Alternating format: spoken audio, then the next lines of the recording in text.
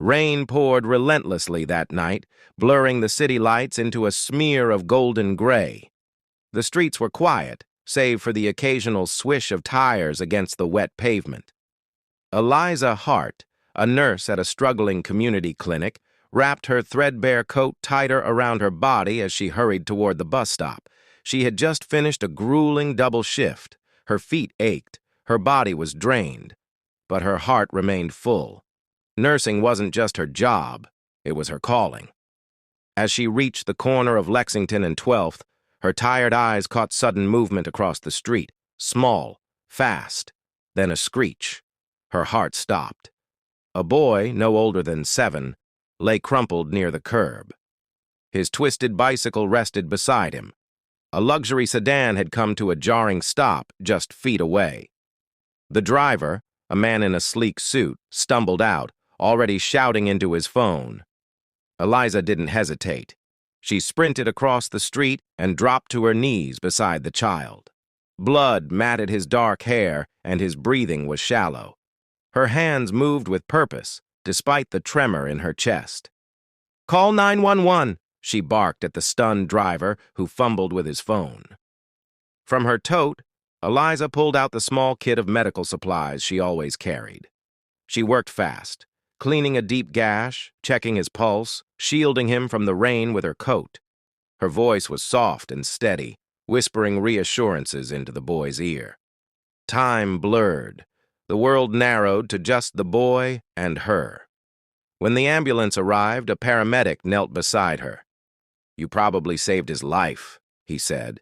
Eliza gave a weary smile, brushing wet strands from her face. "I just did what anyone would do." But the truth was, not everyone would. She never learned the boy's name, just watched the red taillights vanish into the rain, then walked home soaked to the bone. The next morning, she was back at the clinic. Another shift, another line of exhausted, uninsured families. No time to reflect.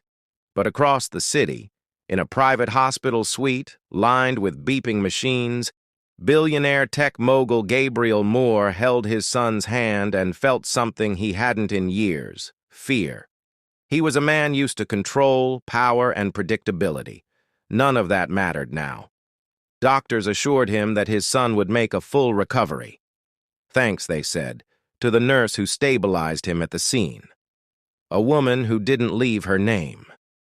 Gabriel became obsessed with finding her, not out of obligation, but because of what the paramedics had said. She didn't wait, she didn't ask questions, she just helped. Weeks later, after pulling security footage, traffic cam feeds, and favors from contacts, he found her. Eliza. She was stocking bandages at the clinic when he walked in, rain dripping from his coat, the memory of that night still vivid in his mind. "I believe you saved my son's life," he said. Eliza blinked. "The little boy, he's okay?" "He is, because of you." "You don't need to thank me," she murmured. "I do," he said, smiling softly. He returned again days later, first under the guise of donating to the clinic, but really he wanted to talk, to understand the woman who had acted with such quiet courage. Over time, Eliza opened up. She told him about her childhood in foster care, about giving up medical school to care for her dying aunt, and how the clinic was the only place she felt she made a difference. And Gabriel shared too. The wife he lost to cancer, the loneliness of wealth. How his son was the only thing keeping him grounded. They bonded, not through grand gestures, but through shared humanity. Coffee during her breaks, conversations on park benches, long walks through city streets they both saw differently now. One evening, Gabriel invited her to dinner, not at a 5-star restaurant, but at a tiny diner she'd loved since childhood.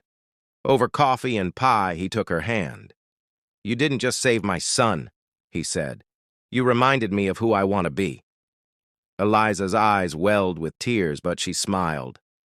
"I think I've been waiting for someone who sees me." Their love grew slowly, carefully, rooted in trust, not status. When Gabriel proposed a year later, Not in a gala hall, but beneath the tree where they shared their first real laugh, Eliza said yes. They married in a modest ceremony surrounded by friends, patients, and clinic staff. Eliza never stopped working. The clinic, now fully funded through Gabriel's philanthropy, expanded its services. Together, they built a legacy, not of wealth, but of purpose. And every time Gabriel looked at her, he was reminded, sometimes the greatest wealth comes not from success, but from compassion. From someone brave enough to kneel beside a broken child in the rain and care, even when no one is watching. Because in that one moment of selflessness, everything changed.